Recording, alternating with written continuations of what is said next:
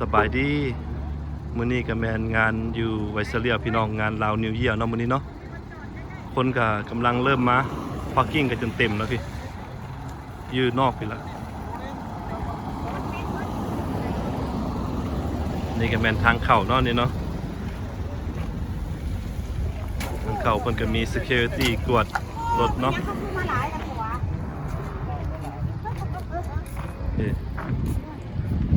อันนี้พี่น้องโพเดเวียลกำลังมาเนาะนี่เนาะ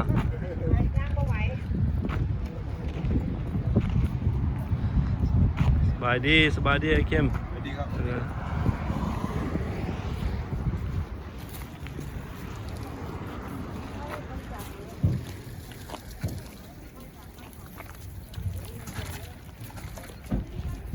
อันนี้ก็มีบล็อกโดเนชั่นเนาะ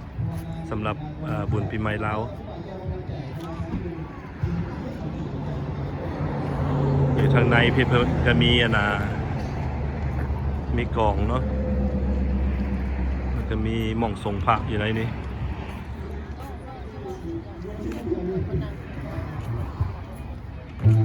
มีห้านค้าอย่างหลายอย่างพี่น้อง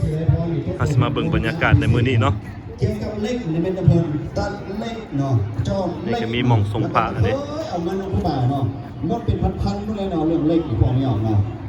สถานการณ์ของอันนี้ก็มีหม่องถ่ายรูปเนาะส่งดีปีใหม่ครับเจ้าได้ดูแลวัดปกปักรักษาวัดพ่อไม่เอาอยู่ด้านในยังว่ายังสังโฆปฏิกังหาตัวจันทังตะเอสังวะอิตุงวะสังเกเอสาภะคะวะโตสาวกสังอาหุนายโยปาหุนายโยทาคิตาอุปา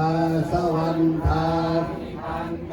สัพพังมัปปะราคังขวัชติปันเตมยังกตังปุญญังสามินาอนุโมทังตังสัพพะวัจสามนาสาเจ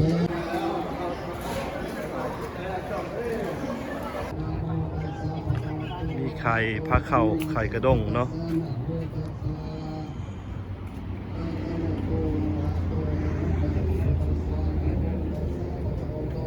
ทางนี้ก็แมนโอสคิทเช่นทางนี้คนไข่มีทอดมันมีสบายดีมีแต่แนวแซ่บๆเนาะโดยซิมด้วยเด้อไอ้โอ้ซิมจักตอนซอยเด โอเคขอบใจหลายโดยอันนี้ทอดกล้วยเด้อทอดเปลือกก็มีเด้อเจ้า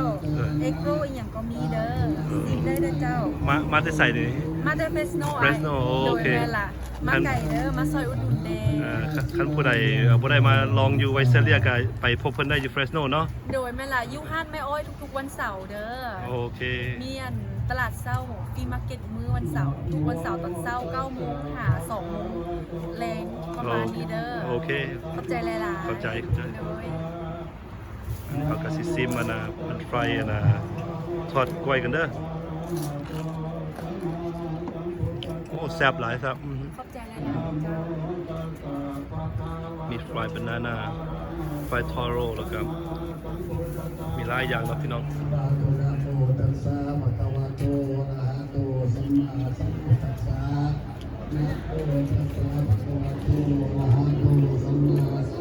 นี่ก็เป็นฮันปลาสบายดีไข่น้ำอ้อยวันนี้ไข่น้ำอ้อยไข่เจียวไข่เนาะโอ้มาเด้อมาสนับสนุนเด้อนี่เด้อมีไข่มีเจียวเนาะหอดสีไข่แล้วก็มีน้ำอ้อยสดๆอีกเลยนี่ก็เมนูเพิ่นเด้อนี่เด้อ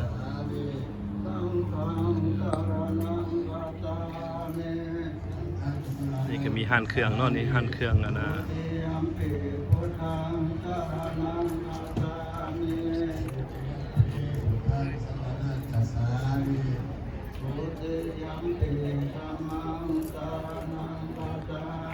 ทางพี่ก็มีหั่นเครื่องมีกระเป๋ามีจิวเวลรี่เนาะมีหลายอย่าง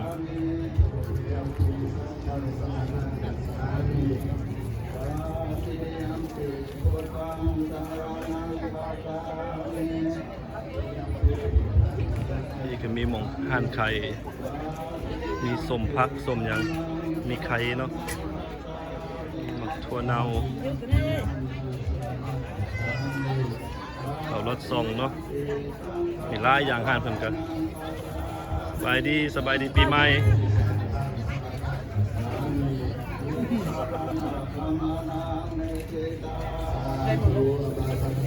ทางพี่ก็มีอีกอันขายข้าวโพดขายอย่างเนาะทางนี้เนาะ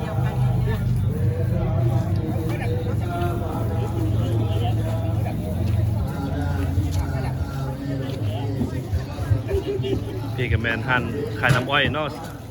สบายดีไงจะไร เรื่องขายน้ำอ้อย โอเค ที่เดินเดียวกับอะไรประมาณ จะหน่อยกำลังเริ่มพูดอะไรจะหน่อยนั้นเนาะแล้วนะพูดแล้วฮะ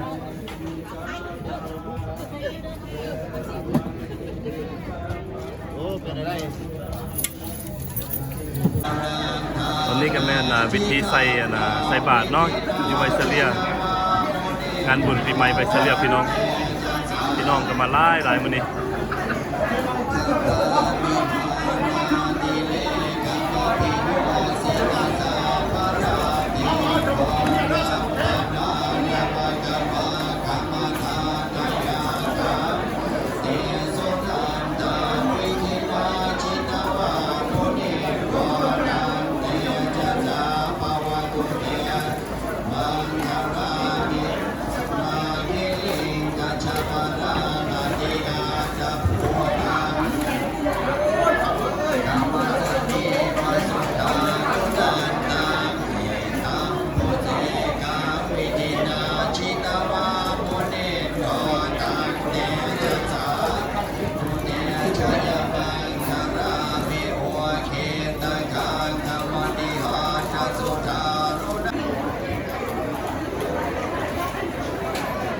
ตอนนี้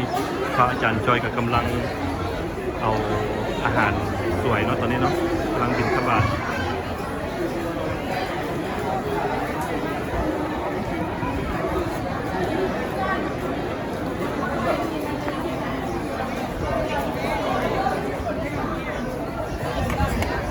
มื้อนี้ก็มีผู้บ่ามาจากวัดเฟรสโนแล้วก็ต่างเมืองอีกตึมเนาะ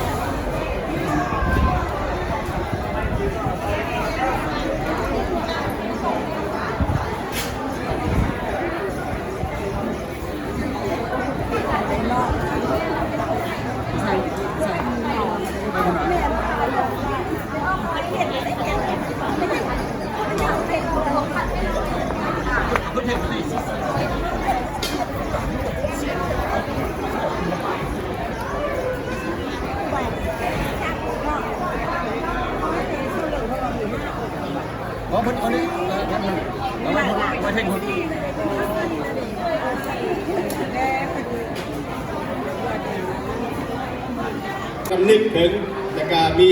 การระมัดระวังเนาะเพราะว่าบางเรื่องของพวกเขาตอนนี้มันก็คอยคือแต่ก่อนแต่การเรียนการมวลก็มีเกณฑ์จำกัดแต่ว่าให้พยายามเรียนมวลเต็มที่แต่ว่ามีเกณฑ์จำกัดที่ระมัดระวังตัวเนาะเพราะว่าดีฝ่าอากาศอำนวยแล้วว่าบางเรื่องของเขาอาจจะมาอำนวยก็เป็นไหนเนาะเป็นตามกฎตามหมายของที่เราตอนนี้ข้าพเจ้าขอตอนรับทุกท่านที่ได้มาแต่ทั้งไก่ทั้งไปแล้วก็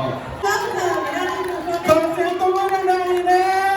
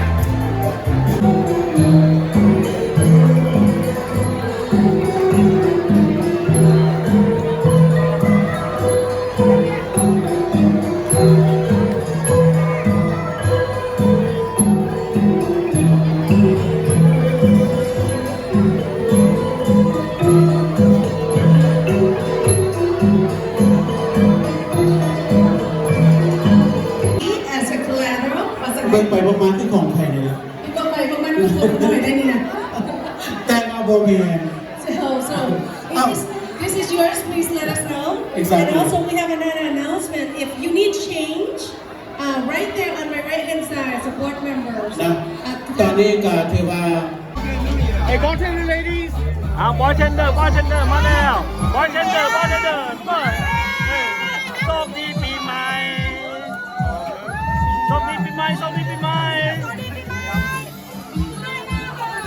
เฮ้ยไวเซเลียนิวเยียร์ไอ้บ้าดิ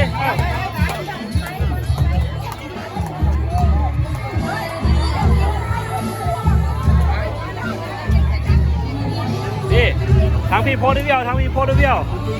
โอ้ไวเซเลียเต้นอยู่บนไวเซเลียน่ะอ๋ออันนี้ก็ไวเซเลียเลยประธานไวเซเลียดิเนาะ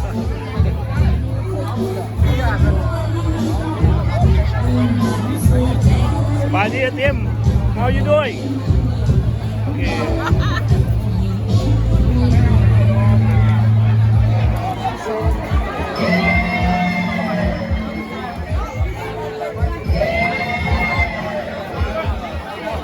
งานบุญไวเซเลียนอกพี่น้อง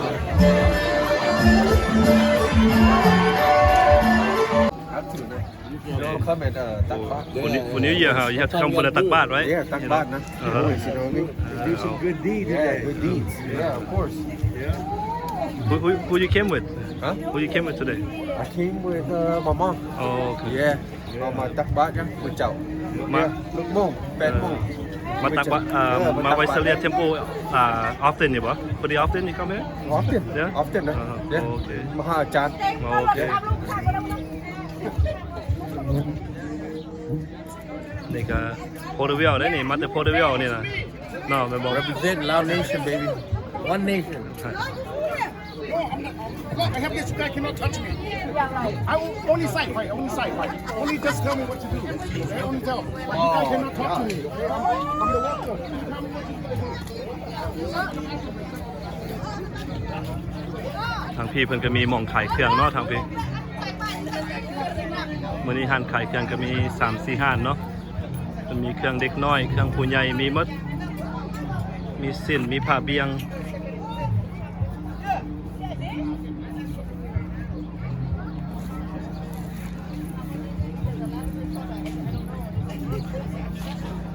เป็นเสื้อนิวเยียร์ก็มีเนาะ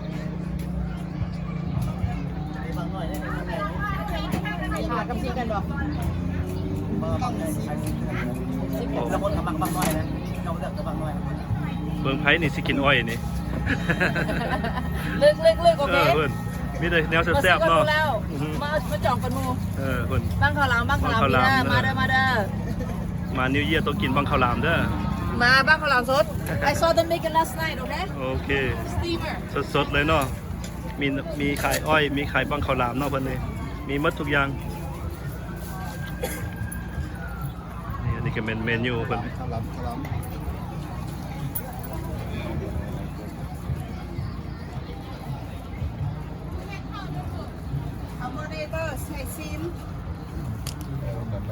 ่ก็เป็นห้านแซบลาวเนาะนี่เนาะ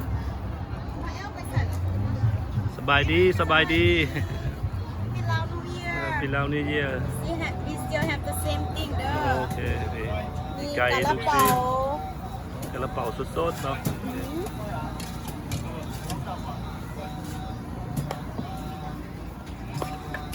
ลาบมีลาบมีแกงมีข้าวเปียกมีข้าวปุ้นมีก๋วยเตี๋ยวเรือ คาเฟ่ไอซ์ทีก็มีเนาะพี่ คอฟฟี่